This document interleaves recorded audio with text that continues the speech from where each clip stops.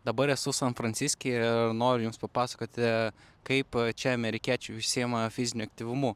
Iš tikro kol kas, kiek jau čia vaikštau trečią dieną, tai nematau daug stambių žmonių.